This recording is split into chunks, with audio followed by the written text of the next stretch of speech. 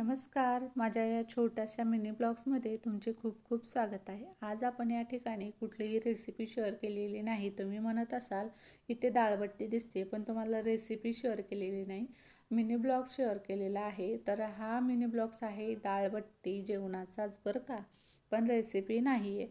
तर ब्लॉग्स म्हणाल तर खूप छोटासा आहे, नक्की शेवटपर्यंत बघा आणि बिलकुल स्किप करू नका बरं का.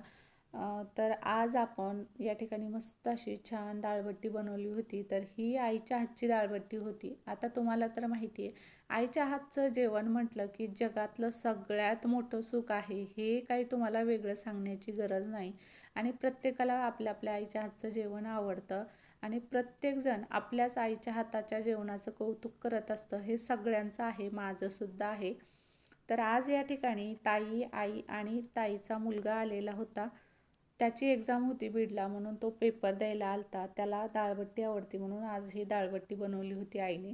आई आली म्हणून मला 2-3 दिवस स्वयंपाकाला सुट्टी मिळाली.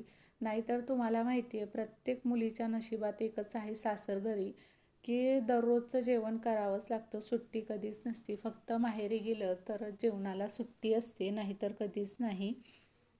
पण आई इकडे आलेली होती म्हणून मला सुट्टी भेटली. तर आज बनवली होती मस्त अशी डाळबट्टी, वरण, भात, पोळी.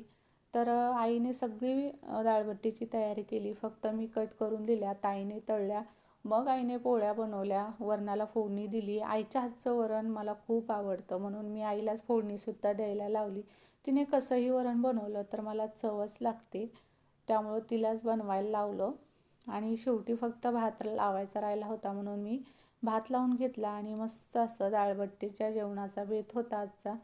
तर जेवणाची तयारी झाली होती. शेवटी आम्ही मग जेवायला बसलो. खूप छान डाळबट्टी झाली होती, चवीला सुद्धा छान लागत होती. तुम्हाला जर डाळबट्टीची डिटेल्स रेसिपी हवी असेल तर मला कमेंटमध्ये लिंक म्हणून पाठवा. मी तुम्हाला त्याची रेसिपी डिटेल्समध्ये खुसखुशीत अशी डाळबट्टीची रेसिपी शेअर कराल. बिलकुल चुकणार नाही, बिघडणार नाही. खूप छान प्रकारे डाळबट्टी तुमचीसुद्धा तयार होईल.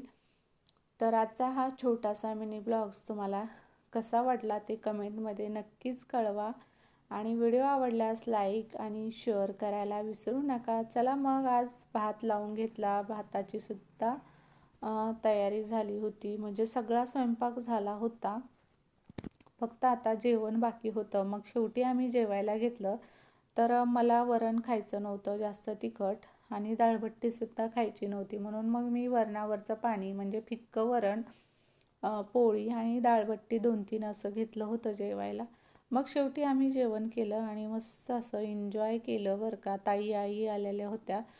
एक सोबत त्या माझ्या घरी आत्तापर्यंत कधीच आल्या नव्हत्या, फर्स्ट टाईम आल्या होत्या. मला खूप बरं वाटलं. तर आता आजचा हा छोटासा मिनी ब्लॉग्स आवडला असेल तर नक्की लाईक करा आणि तुम्हाला समोरची रेसिपी कटाच्या आमटीची येईल, त्यामुळे व्हिडिओ नक्कीच बघा समोरचा.